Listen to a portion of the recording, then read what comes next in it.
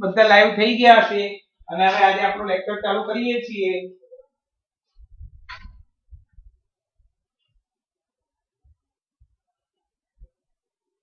ચલો આપણે 3 અંકિકા બાકી છે આજે પતાઈને પછી વધારાનું જે પણ કંઈ હોય એ પૂરું કરીને આજે ચેપ્ટર પતી હશે। આવતીકાલે આ ચેપ્ટરની એક્ઝામ છે, એ એક્ઝામ લેતા પહેલા હું તમને આજે કાલે જે એક્ઝામ છે ને એનું પેપર આપી દઈશ, એટલું તમારે કરવાનું ને એ જ લખવાનું છે। ખબર પડી ગઈ બધા? 6 અંકિકાઓ, કારણો, તફાવત હું જે આપું એટલું તમારે પેપરમાં લખવાનું છે, એ પેપર મોઢે કરીને લખવાનું છે આખું, બરાબર? ચલો સ્ટાર્ટ કરીએ। અને આવતીકાલે 11 વાગે એસએસ નું ટ્યુશન છે બંને બેચને।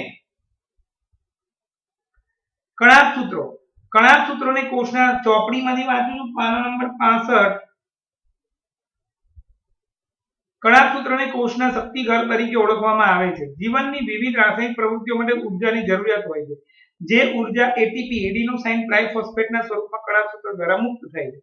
કોષના ઊર્જા ચલણ કે શક્તિ ચલણ તરીકે એટીપી ને ઓળખવામાં આવે છે। યાંત્રિક કાર્ય માટે અને નવા રાસાયણિક સંયોજનો બનાવવા માટે શરીરમાં એટીપી ના સ્વરૂપમાં ઊર્જા સંગ્રહ કરવામાં આવે છે। કણાક સૂત્રો 2 આવરણો ધરાવે છે। બાહ્ય આવરણ ઘણું છિદ્રિષ્ટ હોય છે, જ્યારે અંત આવરણ ઊંડા અંતઃપ્રવર્ધો ધરાવે છે। આ પ્રવર્ધો એટીપી ના નિર્માણ માટેની રાસાયણિક પ્રક્રિયાઓ માટે વિશાળ સપાટીનું નિર્માણ કરે છે। કણાક સૂત્રો વધારે મજબૂત અંગિકા હોય, જેનો અર્થ એ થાય કે તેઓ પોતાના ડીએનએ અને રિબોસોમ ધરાવે છે। આથી કણાક સૂત્રો કેટલાક તેમના પોતાના પ્રોટીનનું નિર્માણ કરવાની પણ ક્ષમતા ધરાવે છે। મિત્રો, કણાક સૂત્રને આપણે કહીશું શક્તિઘર। કણાક સૂત્ર ની પહેલા એનું સ્થાન લઈએ વનસ્પતિ કોષ અને પ્રાણી કોષના કોષરસમાં। એની બંધારણ અથવા રચના લેવી। કણાક સૂત્ર 2 પડ ધરાવે છે। અહીંયા લખ્યું છે બાહ્ય આવરણ અને અંત આવરણ। કણાક સૂત્ર 2 આવરણો ધરાવે છે। પહેલું બાહ્ય આવરણ, એ બાહ્ય આવરણ અને અંત આવરણ। બાહ્ય આવરણ જે છે એ ખૂબ જ છિદ્રિષ્ટ હોય છે,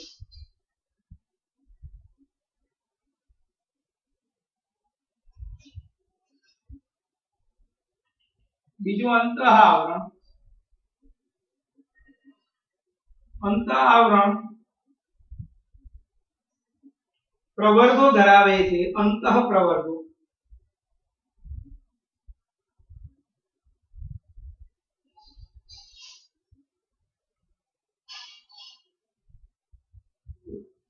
ધરાવે છે। આ અંતઃપ્રવર્ધો શક્તિ નિર્માણ થાય ત્યારે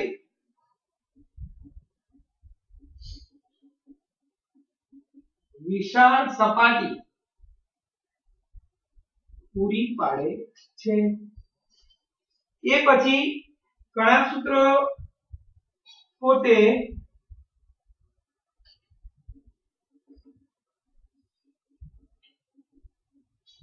પોતાનું ડીએનએ અને રિબોસોમ્સ ધરાવે છે।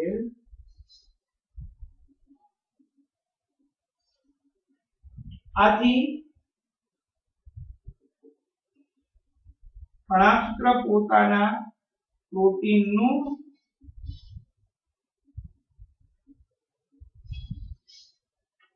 સંશ્લેષણ કરી શકે, એનું કાર્ય।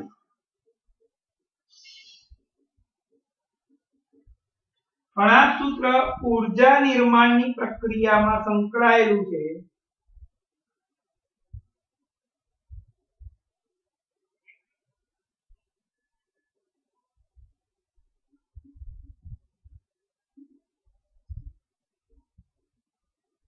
કણાક સૂત્ર દ્વારા એટીપી સ્વરૂપે ઊર્જા મુક્ત થાય છે। આ એટીપી સ્વરૂપની ઊર્જા એ કોષનું ઊર્જાનું ચલણ છે, જે વિવિધ ક્રિયાઓમાં વપરાય છે.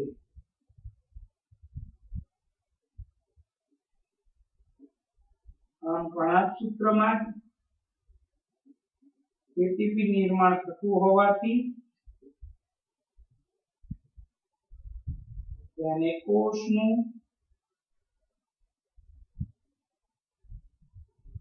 શક્તિઘર કહે છે. મિત્રો આખું કણાભ સૂત્રની ડિટેલ તમને સમજાય. ફરી એકવાર આખું બોલી દઉં છું. કણાભ સૂત્ર ક્યાં આવેલું છે? કણાભ સૂત્ર વનસ્પતિ કોષ અને પ્રાણી કોષના કોષરસમાં આવેલું છે. એની રચના કણાભ સૂત્ર બે આવરણ ધરાવે છે, બાહ્ય આવરણ અને અંતઃ આવરણ.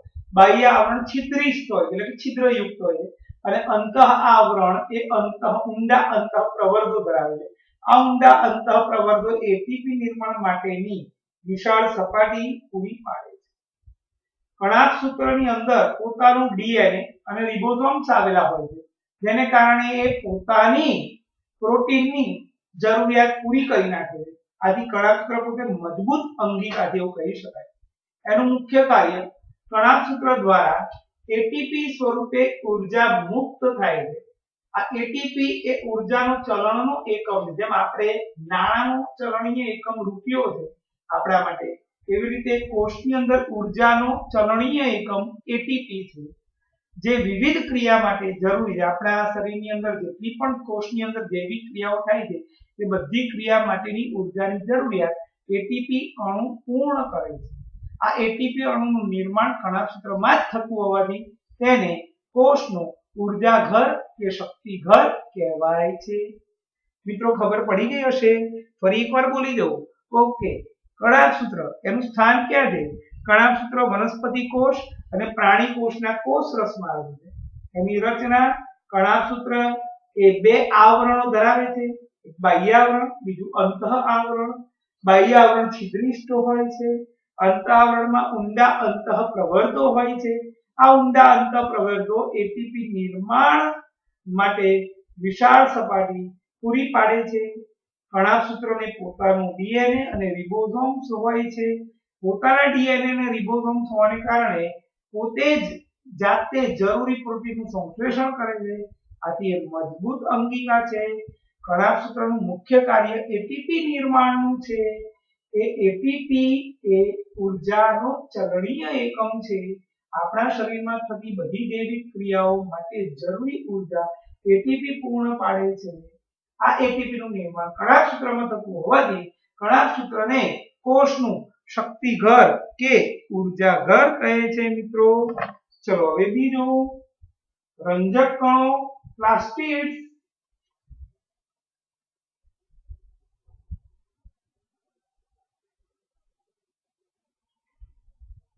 પેલા વાંચી લઈએ પછી બોર્ડ પર લખીશું. ચલો, પ્લાસ્ટિડ્સ રંજક કણો એટલે કે પ્લાસ્ટિડ્સ માત્ર વનસ્પતિ કોષોમાં જ હોય છે. બે પ્રકારના રંજક કણો હોય છે, એક ક્રોમોપ્લાસ્ટિડ્સ એટલે કે ક્રોમોરંજક કણ રંગકણો અને બીજું છે લ્યુકોપ્લાસ્ટિડ્સ એટલે રંગવિહીન રંજક કણો, શ્વેત કે રંગહીન કણો. રંજક કણો ક્લોરોફિલ રંજક દ્રવ્ય ધરાવે તો તે હરિત કણ તરીકે ઓળખાય. વનસ્પતિઓમાં હરિત કણો પ્રકાશ સંશ્લેષણ માટે ખૂબ જ અગત્યના છે. હરિત કણો ક્લોરોફિલ સિવાય પીળા કે નારંગી રંજક દ્રવ્યો પણ વધારામાં ધરાવે છે. રંગહીન કણો પ્રાથમિક કક્ષાની અંગિકાઓ જેમ છે. રંગહીન કણો પ્રાથમિક કક્ષાની અંગિકાઓ છે અને જેમાં સ્ટાર્ચ, ચરબી અને પ્રોટીન કણિકાઓનો સંગ્રહ થાય છે. રંજક કણોની આંતરિક આયોજનમાં ઘણા બધા પટલીય સ્તરમાં દ્રવ્યમાં લટકતા જોવા મળે છે. તે દ્રવ્યને સ્ટ્રોમા કે આધારક કહેવામાં આવે છે. રંજક કણોની બાહ્ય સંરચના કણાભ સૂત્રને સમાન જ હોય છે. તો કણાભ સૂત્રની જેમ રંજક કણો પોતાના ડીએનએ અને રિબોસોમ પણ ધરાવે છે. તો મિત્રો લખતા જઈએ, બોલતા જઈએ. રંજક કણો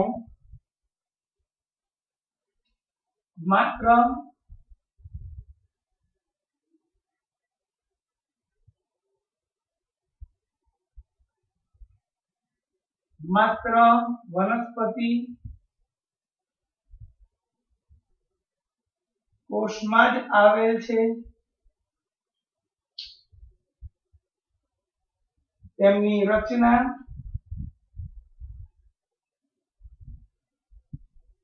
એના બે પ્રકાર છે. પહેલો જે રંગીન કણ એટલે કે ક્રોમોપ્લાસ્ટિક,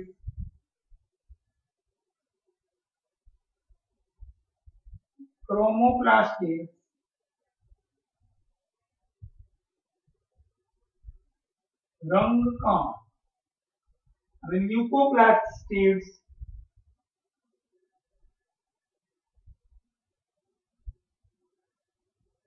એટલે શ્વેત કે રંગવિહીન કણ. ક્રોમોપ્લાસ્ટિક્સ એટલે રંગ કણ અને લ્યુકોપ્લાસ્ટિક્સ એટલે રંગવિહીન અથવા શ્વેત કણ. ચલો, રંગ કણ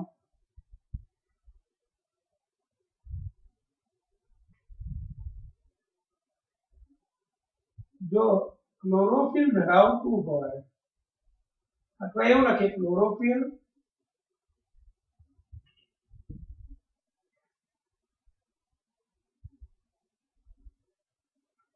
હરિત કણ તરીકે ઓળખાય છે.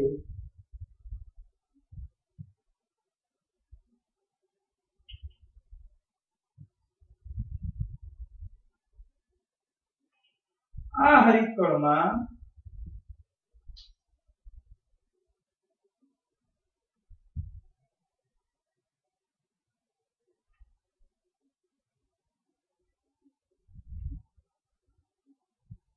ક્લોરોફિલ સિવાય પીળા કે નારંગી રંગના પણ રંગકણ હોય છે.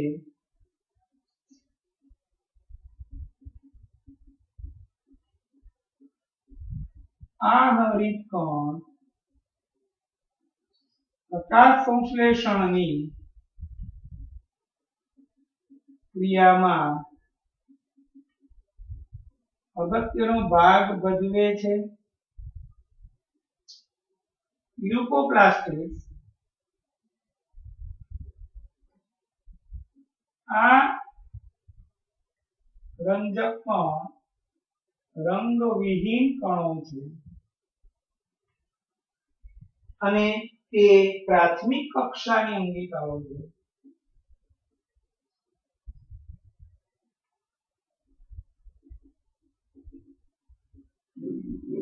જેમાં સ્ટાર્ચ, ચરબી અને પ્રોટીન કણિકાઓનો સંગ્રહ થાય છે.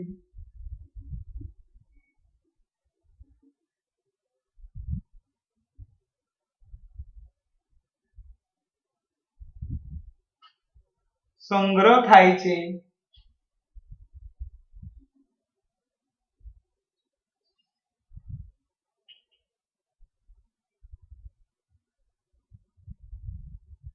આ વાત થઈ લ્યુકોપ્લાસ્ટિડ્સ અથવા રંગવિહીન કણની.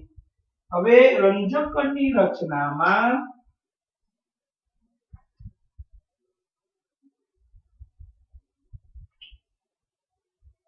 કણાભ સૂત્ર જેવી જ હોય છે. તેમાં ઘણા બધા લટકતા દ્રવ્યો અથવા પટલીય સ્તરો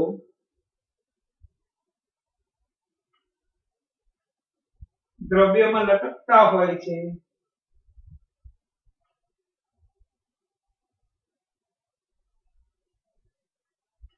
જેને એ દ્રવ્યને સ્ટ્રોમા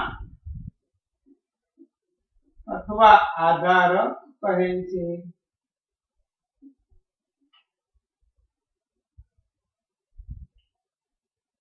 રંજક કણ પોતાનું ડીએનએ અને રિબોસોમ પણ ધરાવે છે.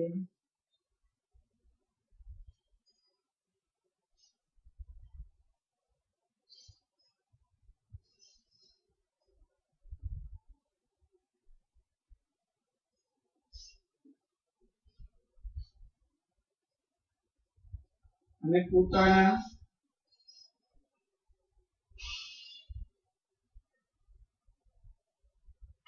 પ્રોટીનનું સંશ્લેષણ કરે છે.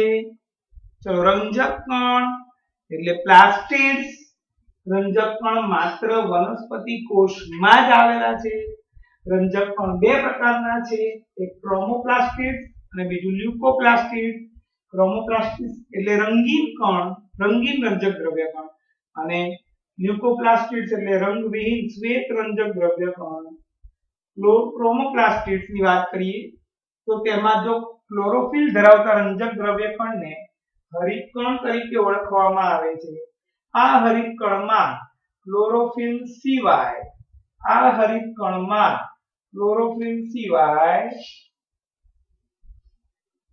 અન્ય પીળા અને નારંગી રંજક દ્રવ્ય કણ પણ આવેલા હોય છે. આ હરિતકણ પ્રકાશ સંશ્લેષણની ક્રિયામાં અગત્યનો ભાગ ભજવે છે. લ્યુકોપ્લાસ્ટિડ્સ એટલે કે શ્વેત કણ એ રંગવિહીન રંજક દ્રવ્ય કણ છે. એ પ્રાથમિક પ્રકારની કક્ષાની અંગિકાઓ છે. તેમાં સ્ટાર્ચ, પ્રોટીન વગેરે કણિકાઓનો સંગ્રહ થાય છે. અને કાર્બોદિત પણ હોવું જોઈએ, ચરબી છે. ઓકે, સ્ટાર્ચ, પ્રોટીન, ચરબી.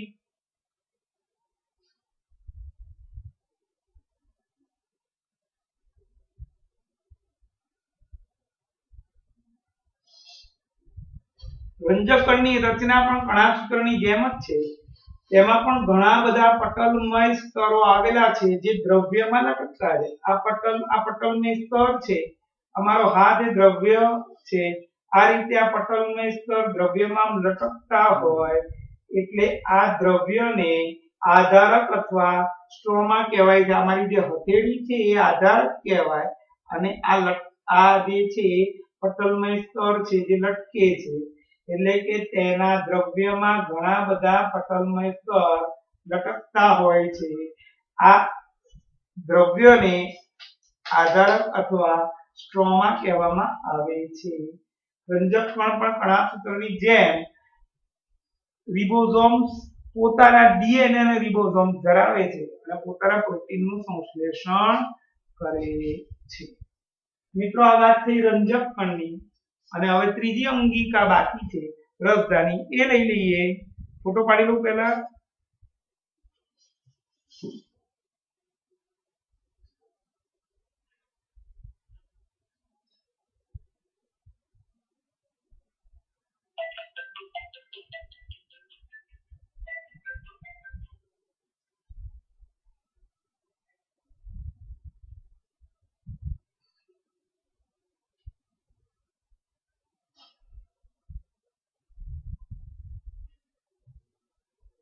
ચલો મિત્રો, રસધાની. એકવાર બોલી લો કણાસૂત્ર. ઓકે, કણાસૂત્ર શક્તિગર. કણાસૂત્ર અનુસાર વનસ્પતિ કોષ અને પ્રાણી કોષ બંનેના કોષ રસમાં જોવા મળે છે. પછી એનું બંધારણ ને રચના, એના અંદર બે આવરણ જોવા મળે, બાહ્ય આવરણ અને અંતઃઆવરણ. બાહ્ય આવરણ છિદ્રી સ્તર, અંતઃઆવરણ એ ઘણા બધા ઊંડા અંતઃપ્રવર્તો ધરાવે છે. આ અંતઃપ્રવર્તો એટીપી ના નિર્માણ માટે ખૂબ જ જરૂરી વિશાળ સપાટી પૂરી પાડે છે. કણાભસૂત્ર એ પોતાનું ડીએનએ અને રિબોસોમ્સ ધરાવે છે. પરિણામે પોતાના પ્રોટીનનું સંશ્લેષણ કરે છે.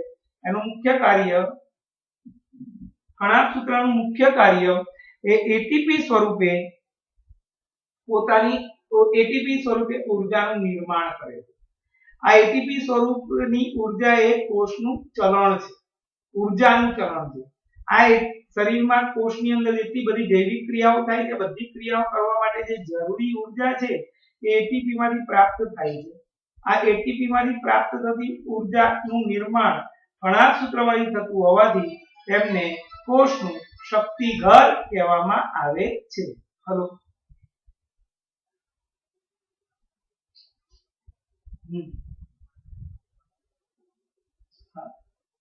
વાંધો નહીં તો ધૈર્યથી ફોન કરી દે.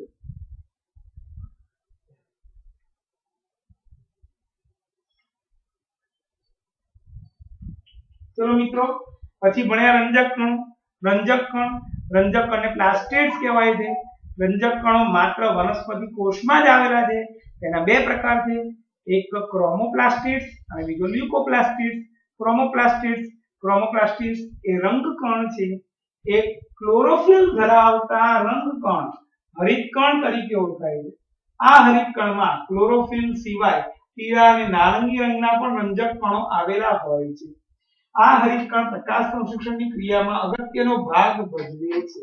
લ્યુકોપ્લાસ્ટિસ અથવા શ્વેત રંગવિહીન કણ આ રંજક કણ રંગવિહીન કણ છે. પ્રાથમિક કક્ષાની અંગિકાઓ છે તેમાં સ્ટાર્ચ અને પ્રોટીન તથા ચરબી જેવી કણિકાઓનો સંગ્રહ થાય છે. રંજક કણની રચના પણ કણાભસૂત્રની જેવી જ હોય છે. તેની અંદર પણ પોતાનું ડીએનએ અને પોતાના રિબોસોમ્સ હોય છે. આથી તે પોતાનું પ્રોટીનનું નિર્માણ કરી શકે છે. પછી બીજી વસ્તુ, રંજક કણની અંદર આપણે હમણાં તમને મેં કીધું, રંજક કણની અંદર પટલમય સ્તરો આવેલા હોય. આ સ્તરો દ્રવ્યમાં લટકતા હોય છે. આ જે લટકતા સ્તર એ પટલમય સ્તર છે અને આ દ્રવ્યમાં લટકતા હોય આ દ્રવ્યને આધારક અથવા સ્ટ્રોમા કહેવામાં આવે છે. મિત્રો, હવે વાત કરીએ રસધાનીની. રસધાનીઓ ઘન કે પ્રવાહી પદાર્થનો સંગ્રહ કરતી કોથળી જેવી રચના એટલે રસધાની છે.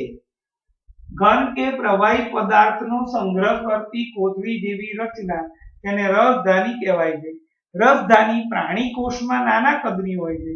વનસ્પતિ કોષમાં ઘણા મોટા કદની હોય છે. કેટલાક વનસ્પતિ કોષમાં કેન્દ્રસ્થ રસધાની કોષના કદનો 50 થી 90% ભાગ આવરી લે છે અથવા રોકી લે છે. વનસ્પતિ કોષમાં રસધાનીઓ કોષીય દ્રવ્યો દ્વારા ભરેલી હોય છે. તે કોષને આશુનતા અને બરડતા આપે છે.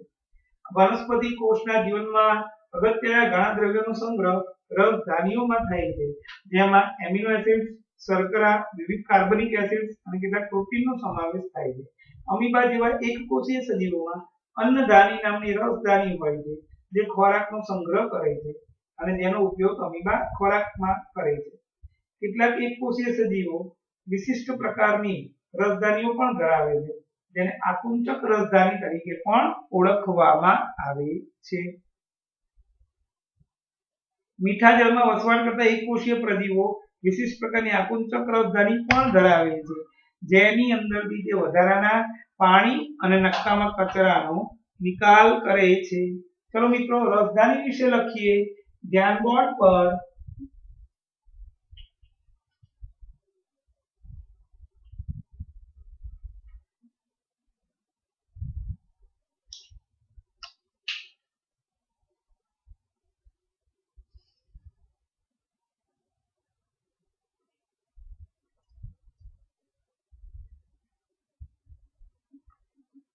ઘન તથા પ્રવાહી પદાર્થનો સંગ્રહ કરતી કોથળી જેવી રચનાને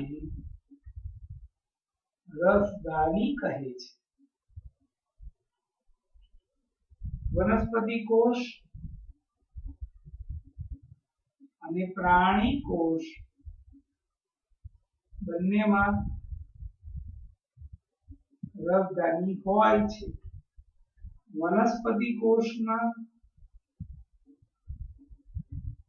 મોટા કદની રસધાની હોય છે. કેટલાક વનસ્પતિ કોષનો 50 થી 90% જેટલો ભાગ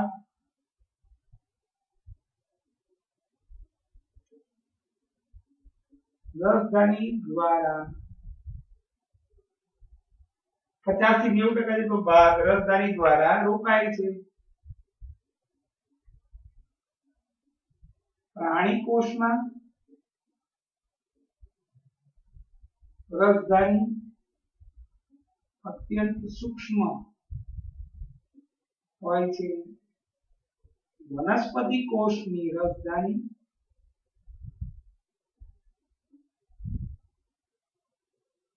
કોષને ફૂલેલો રાખે એટલે કે આશુનતા પૂરી પાડે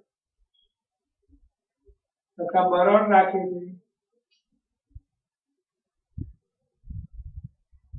વનસ્પતિ કોષની રસધાનીમાં કોષને જરૂરી દ્રવ્યો જેવા કે એમિનો એસિડ્સ, પ્રોટીન, ચરબી, શર્કરા, કાર્બનિક એસિડ્સ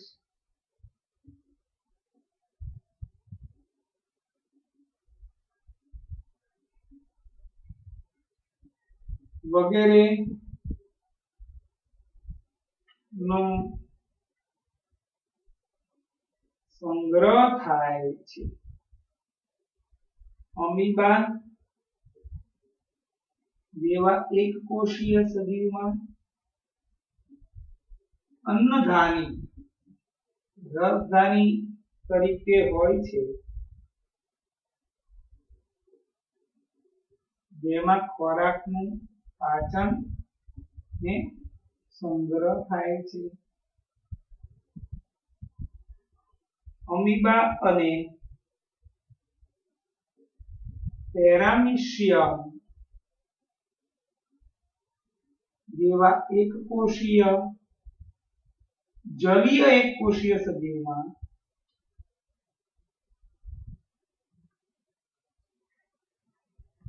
આકુંચક રસધાની હોય છે, જેના દ્વારા નકામો કચરો તથા વધારાના પાણીનો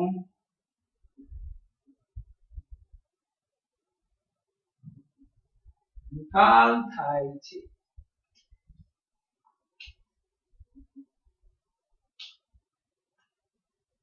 મિત્રો આખી મેં રસધાનીની વાત લખી નાખી.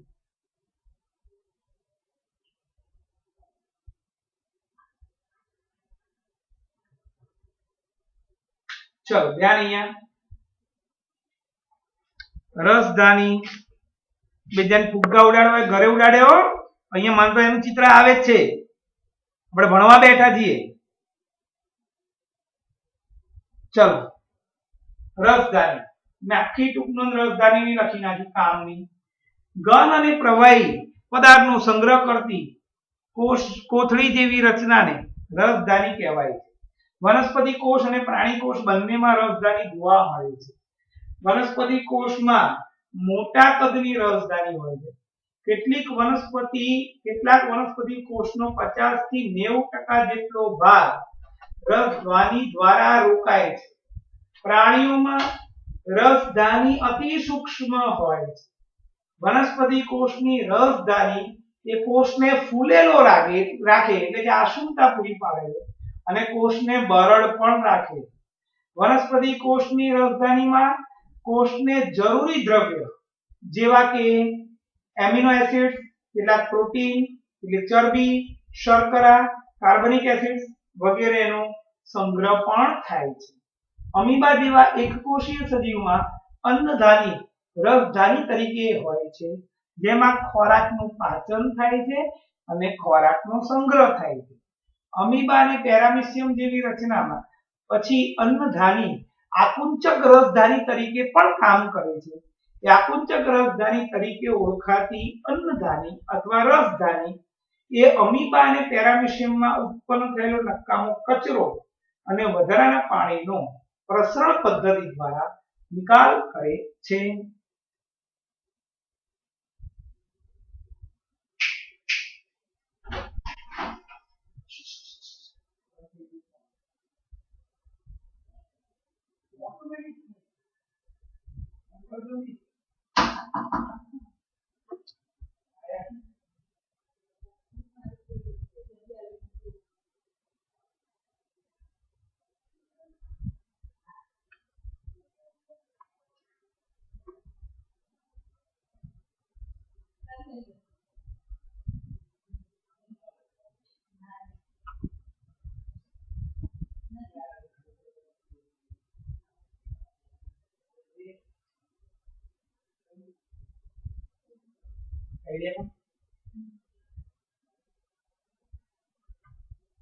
ચલો મિત્રો,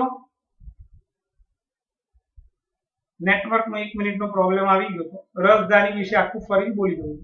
રસધાની ઘન અને પ્રવાહી બંને પ્રકારના પદાર્થોનો સંગ્રહ કરતી કોથળી જેવી રચનાને રસધાની કહેવાય છે. વનસ્પતિ કોષ અને પ્રાણી કોષ બંનેમાં જોવા મળે છે. વનસ્પતિ કોષમાં ખૂબ જ મોટી રસધાનીઓ હોય છે, પ્રાણી કોષમાં અતિ સૂક્ષ્મ રસધાની હોય છે. કેટલાક વનસ્પતિ કોષનો 50 થી 90% જેટલો ભાગ રસધાનીઓ રોકે છે. વનસ્પતિ કોષમાં રસધાની એક વનસ્પતિ કોષને આશુનતા એટલે કે ફૂલેલો રાખે છે અને બરડ બનાવે છે.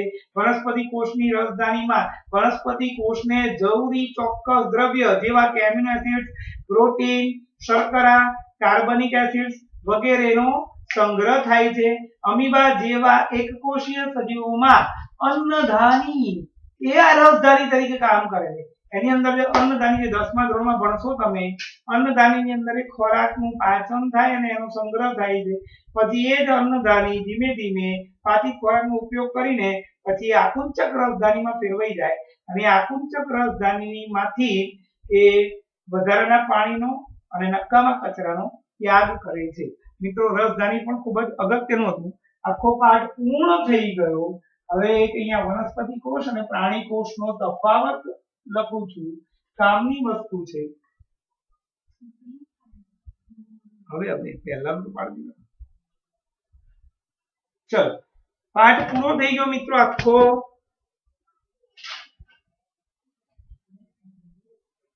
વનસ્પતિ કોષ અને પ્રાણી કોષનો તફાવત.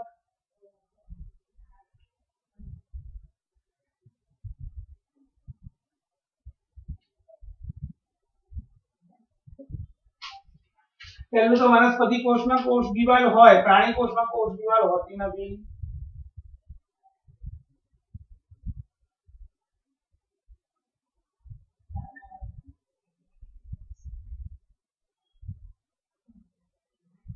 પ્રાણી કોષમાં કોષ દિવાલ હોતી નથી.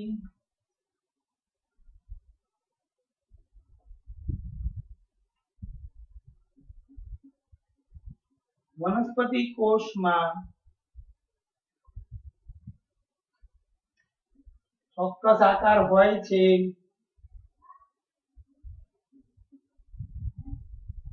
પ્રાણી કોષને ચોક્કસ આકાર હોતો નથી. વનસ્પતિ કોષમાં હરિત કણ આવેલા હોય છે. પ્રાણી કોષમાં હરિત કણ આવેલા હોતા નથી. વનસ્પતિ કોષની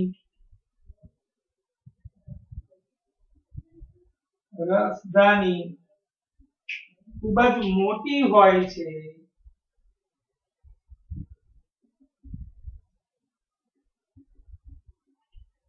પ્રાણી કોષમાં રસધાની હોતી નથી અને જો હોય તો સૂક્ષ્મ કદની હોય છે. ચલો મિત્રો, હજી એક મુદ્દો પણ લખી શકીએ. વનસ્પતિ કોષમાં તારા કેન્દ્ર હોતું નથી. પ્રાણી કોષમાં તારા કેન્દ્ર હોય છે. મિત્રો, આખો પાઠ પૂર્ણ થઈ ગયો. સ્વાધ્યાય ફટાફટ વાંચી જઉં છું. જો કોઈ નવું લાગશે તો આપણે બોલીશું.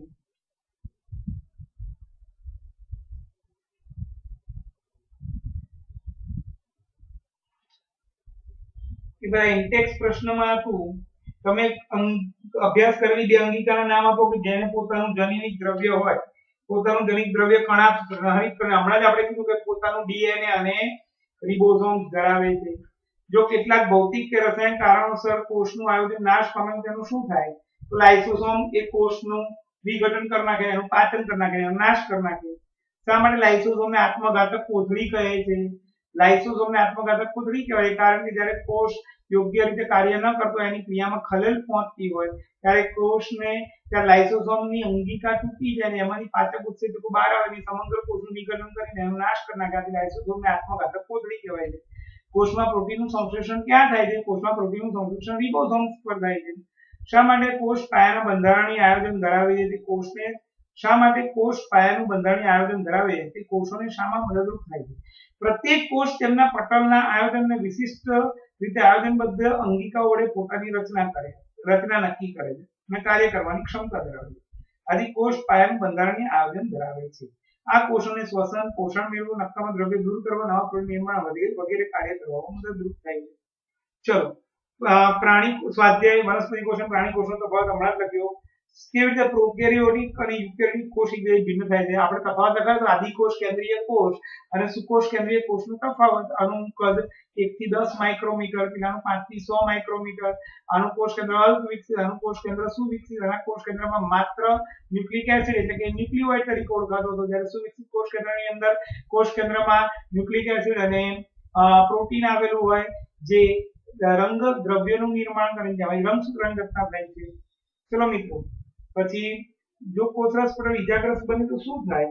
જો કોષરસ પટલ ઇજાગ્રસ્ત બને તો દ્રવ્યનો અણુ મુક્ત રીતે કોષની અંદર કે બહાર ગતિ કરે. એટલે કોષરસ પટલ સૌથી બહારનું જે પડ છે કોષરસની બહારનું, એમાં જો નુકસાન પહોંચે તો અંદર દાખલ થતા અને બહાર નીકળતા ઘટકોનું પર કોઈનો પ્રભાવ ના રહે, એને કારણે કોઈ પણ ઘટક અંદર જતો રહે, કોઈ પણ ઘટક બહાર નીકળે. જો ગોલ્ગી પ્રસાધનનો અભાવ હોય તો કોષના જીવનનું શું થાય?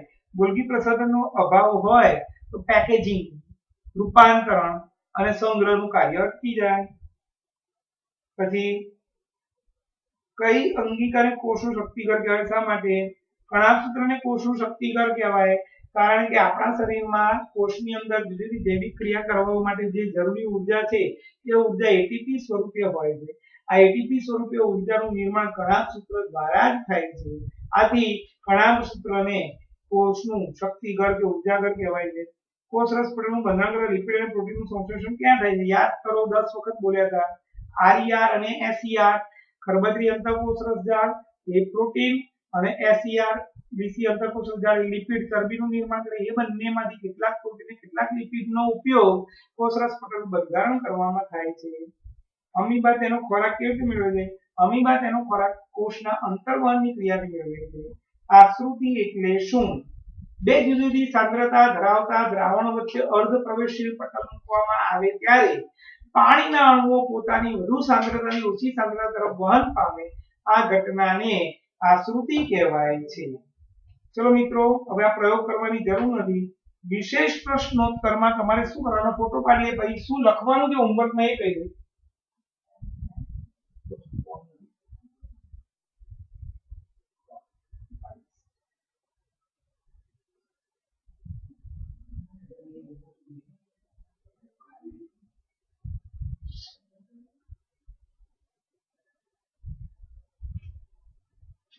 ચલો, વિશેષ પ્રશ્નોત્તર માં કેટલું લખવાનું?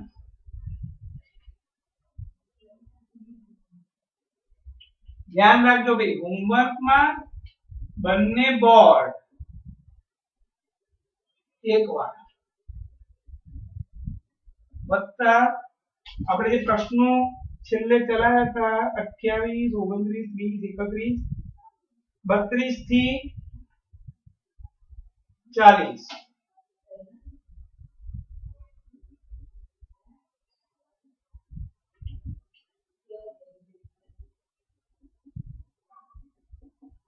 વત્તા વિશેષ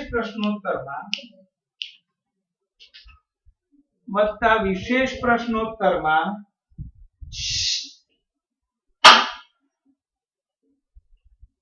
તફાવત, કારણો, જોડકા જોડો, એક વાક્યમાં ઉત્તર, એક શબ્દમાં જવાબ, ખાલી જગ્યા પૂરો ગાઈડમાં બધું એક વાર.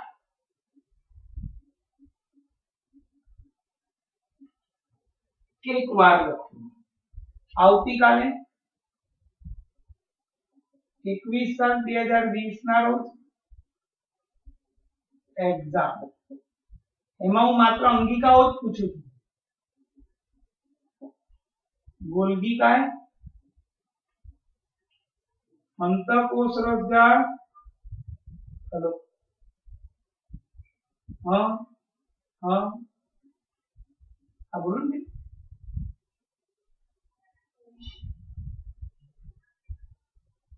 हाँ बराबर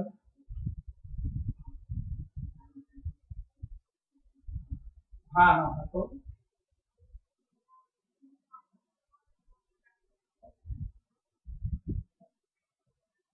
એટલે મેં એમસીક્યુ બધા કરાયા છે દરેક લેક્ચર ચેપ્ટર માં. મેં છે ને પહેલું ચેપ્ટર પરથી એને એમસીક્યુ અને 15નું ચેપ્ટર પરથી એને બધા એમસીક્યુ લીધા છે એમ. છતાં બી હું લઈ લઈશ. ના ના આપણે તો બેન આખું ચેપ્ટર કરવાનું જે આવે એમ બરાબર. એને હું હજી એક વાર લઈ લઈશું, કઈ વાંધો નથી, કઈ વાંધો લઈ લઈશું. હા બરાબર, કઈ વાંધો નહીં. હું ફરી એક બે વાર લઈ લઈશું, કઈ ઓકે. ગોલ્ગી काय अंतःकोश रसजाळ हरितकण कणाभ सूत्र. हरितकण એટલે કે આપણે રંજક કણો.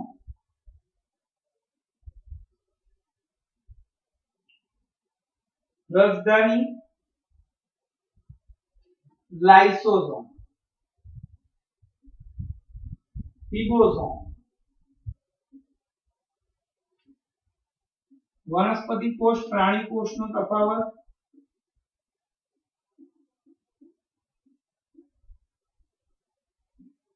वनस्पति कोषની આકૃતિ ગાઈડમાં આપેલી જ છે, તમે નાના ધોરણમાં દોરેલી જ છે. પ્રાણી કોષની આકૃતિ આ એક્ઝામ નું પેપર જ આપી દીધું મેં. 3 mark 3 mark 3 mark 3 mark 3 mark 3 mark 2 mark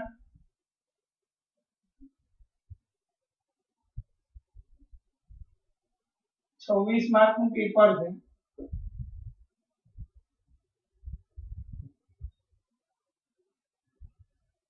બુધવારે આપણે વિજ્ઞાન જ ચાલુ છે, એમાં ગતિ વાળો પાઠ લઈશું.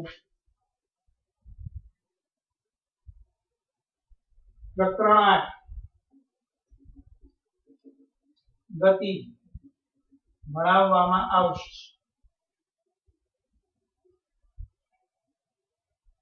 સમય 12 થી 1 રહેશે. મિત્રો ઘરકામ ખાસ કરવું અગત્યની વસ્તુ છે આ. અને એ પછી આવતીકાલે એની એક્ઝામ જે આ પેપર જ આપી દીધું છે મેં, એનો ફોટો પણ તમને મોકલાવું છું.